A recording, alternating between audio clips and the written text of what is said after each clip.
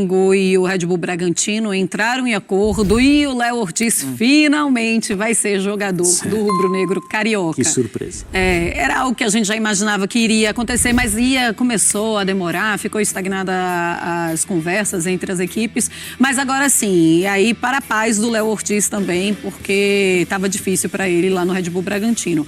O Zupac, ele chega como titular e aí quem é que sai? A gente lembra, foi o primeiro pedido do Tite quando ele chega no Flamengo para ser reforço da equipe. Eu tô preocupado que tá acabando o nosso assunto, porque ó, o Garro tá no bid, o Léo Ortiz tá indo pro Flamengo, de verdade.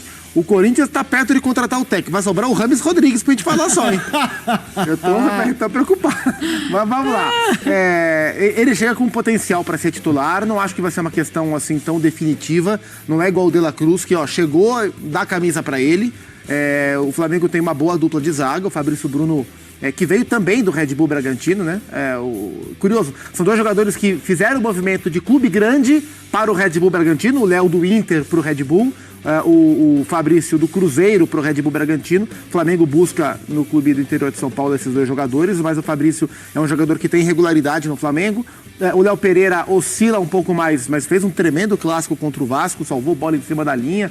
Então acho que a gente vai ter uma disputa bem interessante. O Pablo foi embora, abriu a lacuna no elenco, o Léo Ortiz chega para ser um dos 4 zagueiros, né, os 3 que eu citei, mais o Davi Luiz. O Flamengo tem um quarteto de zaga bem homogêneo em diferentes momentos, né, até levando em consideração o momento de carreira do Davi Luiz, mas 4 zagueiros que podem jogar perfeitamente.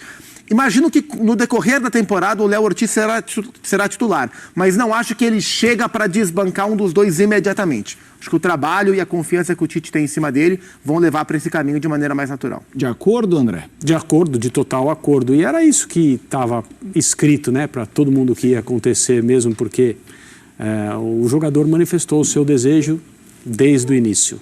A possibilidade de jogar no Flamengo o encantou e ele não pode ser criticado por isso. Era uma questão do tempo passar e quem iria primeiro fazer aquilo que não queria fazer no começo da conversa. E a partir daí é o que o Gustavo falou. É um jogador pedido pelo Tite, pelo técnico do Flamengo, a gente entende por quê, basta pensar na forma como ele joga. Eu acho que é uma contratação também para não demorar a fazer efeito no time do Flamengo. Vamos seguir aqui o Sport Center com suas informações. Thiago Lima já está ao vivo com a gente aqui no Tá Na Área. Assim, e traz um pouquinho, né, desse rescaldo do Flamengo, porque são 2 clássicos em seguida, né? Acabou de ter um clássico contra o Vasco, 0-0. Já tem um novo clássico na quarta-feira. E quem ganhou oportunidades aí, como o Gabigol, por exemplo, ainda não foi dessa vez que voltou a brilhar e a buscar uma oportunidade no time titular, né, meu amigo? Boa noite. Boa noite, Camila, Ricardinho, Coutinho, todo mundo tá ligado aqui com a gente. É isso, o Flamengo vai para um segundo clássico seguido, né? E com a chance de espantar a desconfiança que ficou na torcida em relação ao último clássico, né? Por mais que o Flamengo tenha sido melhor do que o Vasco em grande parte do jogo, né? Mas assim, o Vasco teve as melhores oportunidades, então a torcida ficou ainda certa desconfiança, mas nada melhor do que um clássico para você espantar isso, né? E de fato você citou aí o Gabigol. Ele perdeu o pênalti no final ali, né? Ele vinha de um jogo onde ele foi titular pela primeira vez com o Tite, fez gol, então estava readquirindo confiança, né? Recuperando essa confiança até para fazer uma sombra mais forte ao Pedro, né? Que vem como titular indiscutível. YouTube Premium é o YouTube sem anúncio. Tite, e aí ele perde a chance de ouro. Ele que era o cobrador, é ainda, né? O cobrador do Flamengo já desde 2019, é quem mais cobra pênalti no Flamengo. Sempre teve um aproveitamento alto, mas ultimamente, desde o ano passado, né, essa má fase dele em campo, no geral, também a gente vê um reflexo disso na marca da Cal, né? Ricardinho, é um momento delicado, porque assim, a gente tem a qualidade do Gabigol, acho que todos nós aqui sabemos que é indiscutível, a gente sabe que ele é capaz de fazer e já mostrou isso no próprio Flamengo. Mas é um momento em que ele tem menos oportunidade, porque naturalmente o Pedro começou com o Tite sendo titular, aparecem algumas chances, porque o Flamengo tem intercalado, como muitos times fizeram nesse campeonato, titulares e reservas pela questão física. E ele vem de um jogo em que ele e o Bruno Henrique, né, voltam a fazer a dupla de ataque, vão bem, para perder um pênalti que era uma das especialidades do Gabigol e que virou um problema, digamos, recentemente. Se a gente fizer um recorte muito recente, claro, mas é muito da confiança do jogador isso?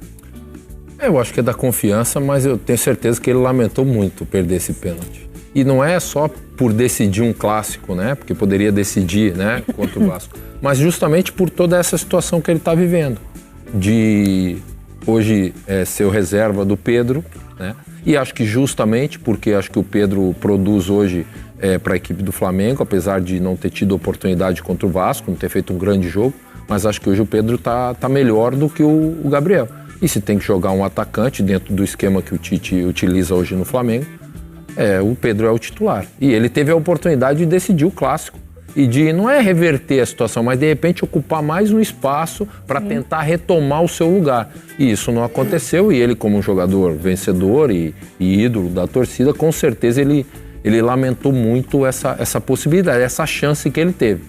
Acho que o Flamengo está num processo ainda de formatação de time, de encontrar ainda os melhores jogadores dentro daquilo que o Tite pensa. O Flamengo tem um elenco que oferece muita alternativa para o Tite, né? Não só de jogadores, mas de versatilidade dos jogadores, né? O De La Cruz pode jogar por dentro, ele pode jogar pelo lado, né? O Arrascaeta rende mais solto por dentro, mas ele pode também ser um segundo atacante, ele pode, enfim, fazer uma meia, entendeu?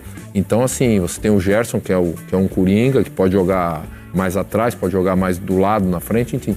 Fora os atacantes de velocidade. Você tem o Bruno Henrique, que está voltando à sua melhor condição, né? Eu acredito que com o tempo, o Bruno Henrique sim vai readquirir a condição de titular do time. Eu acho que ele vai. No lugar do Cebolinha, você imagina? No lugar do Cebolinha, ou jogando de repente com 2 jogadores de lado de velocidade, ou mesmo, porque o Cebolinha, ele não só terminou o ano passado, né? Mas esse início de ano, em vários jogos, ele foi um dos protagonistas do time, né? Então, assim, e eu acho que o Tite enxerga dessa forma. Então o Flamengo tem um bom elenco, aliás, tem um grande elenco, oferece agora coletivamente, e eu acho que o Flamengo ainda está, vamos dizer assim, não está perto daquilo que pode render, pode jogar como time, né? Porque existe qualidade, e essa qualidade ela tem que, não só individual, mas transformar no coletivo. E é isso que o Tite está buscando, ele está buscando esse encaixe coletivo do time. E aí, Noel, a gente tem notícia lá do GE. Globo que hoje o Vinha fez o primeiro treinamento completo, né? Sem nenhum tipo de restrição. Mas como que tá, como que se imagina o Flamengo para esse clássico de amanhã? Ayrton Lucas volta, que essa foi uma mudança que o Tite precisou fazer ali de última hora, improvisar o Varela. Vai ter todos os jogadores à disposição? Para amanhã tem, assim, exceto o Vinha, né? O Vinha, que é o segundo reforço do clube para 2024, foi regularizado já, mas como ele estava nessa fase final de transição, né? Recuperando de uma lesão no joelho, ele já vem treinando com o grupo, mas se recondicionando fisicamente, então ele não foi relacionado para esse clássico amanhã. Existe a chance de ser já no final de semana. Contra o Volta Redonda, aí a gente pode ter a estreia do Vinha. Mas aí, a novidade do jogo contra o Botafogo deve ser só a volta do Ayrton Lucas, né? Porque o Tite já encaixou esse time, ele tá dando uma sequência para esse time, que foi inclusive usado no amistoso contra o Orlando City, lá nos Estados Unidos, na pré-temporada. Foi o primeiro jogo que o Tite usou essa escalação. Aí ele ia repetir contra o Vasco, só não repetiu por conta da ausência, ele perdeu o Ayrton Lucas de última hora, mas amanhã ele deve sim repetir essa escalação, e eu acho que ele até deve estar aliviado, porque como ele precisou improvisar o Varela na esquerda, né, no último jogo, se amanhã ele precisasse fazer isso, o Varela ia ter simplesmente a missão de marcar o Luiz Henrique, né, o reforço do Botafogo, se ele for começar jogando de fato, mas você ia ter uma árdua missão pela frente, nada melhor do que você ter um jogador da posição, pelo menos ali, para encarar esse desafio, que vai ser difícil, né, se ele for para esse jogo de fato e for titular, né. E aí, Coutinho, o Ricardinho já falava, né, da questão coletiva desse time, que acho que é o desafio do Tite, que foi dos últimos treinadores. O elenco tem muito talento, mas como você... You and I, we're not so different, Agent Argyle. Faz com que ele faça grandes jogos, que é a grande missão desses treinadores. Foi o primeiro, digamos, desafio mais equilibrado para o Flamengo, porque a verdade é que o Campeonato Estadual do Rio não oferece adversários do mesmo nível, e 2 em sequência, né, porque tem mais um clássico contra o Botafogo amanhã. O que o Tite precisa talvez aprimorar um pouco mais, que a gente possa ver de uma preocupação maior nesse jogo de amanhã? É claro que vai precisar de mais tempo, mas já de domingo para quarta-feira talvez seja um ponto de atenção para o Tite. Assim, observando não só esse jogo, mas também o amistoso contra o Orlando City, que foi um jogo que eu acho que o Flamengo também foi bem exigido na pré-temporada, um time que foi terceiro colocado no time americano. Tem 2 pontos para mim que me chamam mais atenção inicialmente. O Flamengo tem começado os jogos fazendo boas transições defensivas. O que é isso? Perdeu a bola, o Flamengo reage rápido, retoma e inibe o contra-ataque adversário. Consegue ficar com a bola no campo de ataque. É um conceito de jogo do Tite. E se a gente pega ali os 30 minutos iniciais, geralmente o Flamengo faz isso muito bem. Posteriormente, vai acontecer uma queda física, é normal. E acho que o time tem tido dificuldade de entender qual é o comportamento quando isso acontece. Então tem demorado muito para correr para trás, para reocupar os espaços. O Vasco conseguiu criar algumas oportunidades assim, né? Saía da primeira pressão, invertia o jogo de lado, geralmente para o lado esquerdo, o Piton ganhava espaço e cruzava para o Verratti finalizar. Mas chegou 3 vezes com perigo assim. Um outro detalhe que eu acho que é importante de trabalhar nesse Flamengo é um pouquinho mais de combinações pelos lados do campo. Né? O Tite, desde que ele pega ali no 2º ano de seleção brasileira, ele começa a utilizar um conceito mais posicional para atacar, onde cada jogador vai ocupar um setor do campo. É claro que a gente vai ver, por exemplo, o Arrascaeta com mais liberdade, como ele fez domingo, trocava toda hora com o De La Cruz, vinha para a ponta, o De La Cruz por dentro. Às vezes ele vai para a esquerda, o Everton Cebolinha vem para dentro, às vezes ele recua, o Gerson se lança. Isso vai acontecer, mas basicamente são jogadores que vão ocupar sempre o mesmo espaço.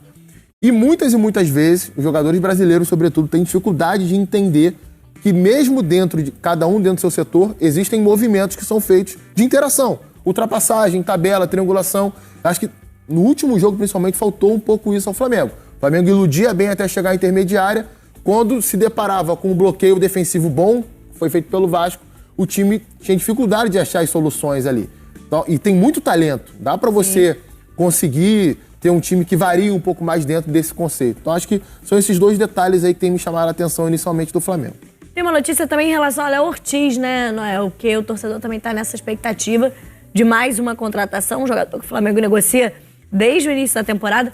Tá mais próximo? Pode pintar aí como reforço rubro-negro? Desde dezembro, Camelinha, que essa novela a gente acompanha, né?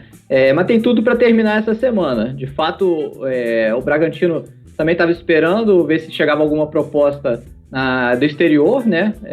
A preferência do Bragantino sempre foi vender para fora, o Léo Ortiz estava valorizado.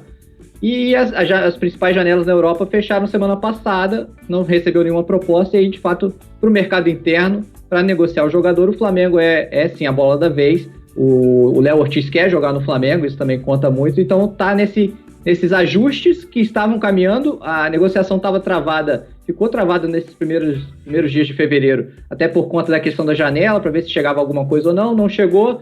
E aí, essa semana, eles retomaram as conversas para chegar a um acordo. Está caminhando bem e tem tudo para fechar, encerrar essa novela, né, nessa semana com um final feliz para a torcida do Flamengo.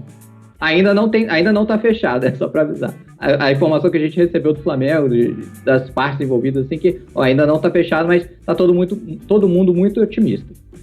E é um reforço que a gente acabou de falar, né, da qualidade desse elenco de talentos, mas é mais um reforço, acho que chega, Ricardinho, para ser titular do time, né?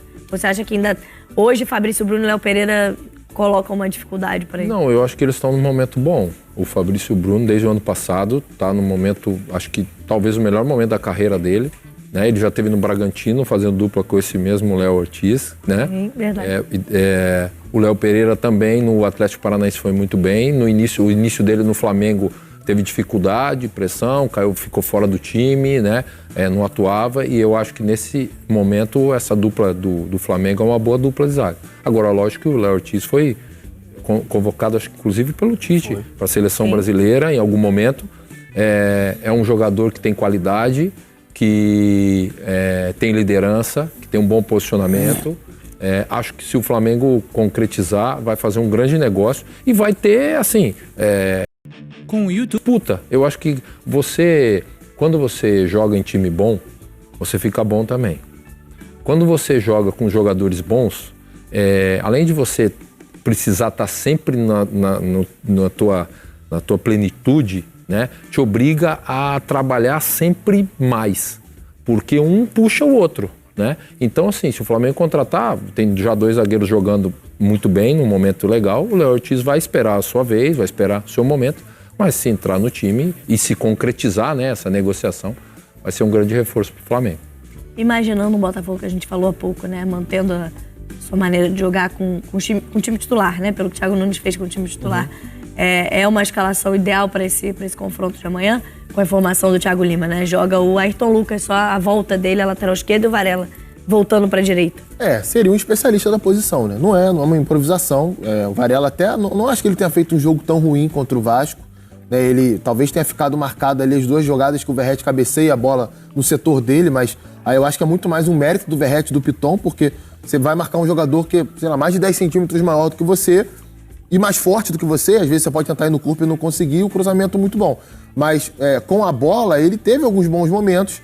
Mas aí o Ayrton Lucas é um lateral, né? Eu até acho que o Ayrton, ele sai um pouco prejudicado dentro desse modelo que eu estava citando anteriormente, né? Ele precisa do corredor para ele atacar. O Ayrton é um lateral à moda antiga brasileira. Ele vai pro ataque, vai voltar várias e várias vezes ao longo do jogo, ele tem gás para isso, né? Ele tem velocidade, explosão, chega bem além de fundo. No Flamengo, ele tem sido obrigado a trabalhar um pouquinho mais por dentro, né? Por trás da linha da bola. Às vezes faz uma ultrapassagem ali entre zagueiro e lateral direito adversário, mas quase sempre o lado do campo é do Everton Cebolinha. Mesmo assim, você ter o Ayrton na lateral esquerda é melhor do que você ter o Varela. Acho que a tendência com o tempo é o Vinha ganhar a posição do Ayrton por característica, por aquilo que o Tite tem exigido dos laterais esquerdos do Flamengo. É isso aí, Saudações, nações rubro-negras, sejam todos bem-vindos ao nosso canal Mengão News Oficial. Essas aí são as nossas informações de hoje, né? Léo Ortiz oficialmente é jogador do Flamengo, né? O Flamengo conseguiu a contratação do Léo Ortiz e agora o Flamengo tem mais um zagueiro aí, né, para reforçar o elenco. Comente aí, rapaziada, na sua opinião, quem será a dupla titular do Flamengo. Você mantém Fabrício Bruno e Léo Pereira ou vocês ficam aí com 2 jogadores canhotos, né? Léo Ortiz e também o Léo Pereira, né? Comente aí, deixa a sua opinião. O Flamengo aí, né, conseguiu, depois de muito perrengue, muitas tentativas, conseguiu essa contratação aí do Léo Ortiz, né? Então, fim da história, fim de papo, na reta final, aí faltando um dia para fechar o mercado de transferência, né? O Flamengo conseguiu a contratação do Léo Ortiz. Comenta aí, rapaziada, o que você achou dessa contratação, beleza? Também se inscreva aqui no nosso canal Mengão News Oficial, é muito importante. Tem um botão aqui embaixo com o nome inscreva-se. Então, já se inscreva no canal, deixa o seu like, ativa o sininho de notificações, né? Amassa o dedo no like aí, pessoal, deixar muito like nesse vídeo. Se Deus permitir, amanhã eu voltarei com mais informações do nosso Flamengo. E lembrando, graças a Deus, no vídeo passado conseguimos bater a meta de 100 likes. E novamente eu conto com a sua ajuda pra gente bater a meta de 100 likes nesse vídeo, beleza? Então já deixa muito like pra gente tá batendo a meta de 100 likes nesse vídeo. E se Deus permitir, amanhã eu voltarei com mais informações do nosso rubro-negro.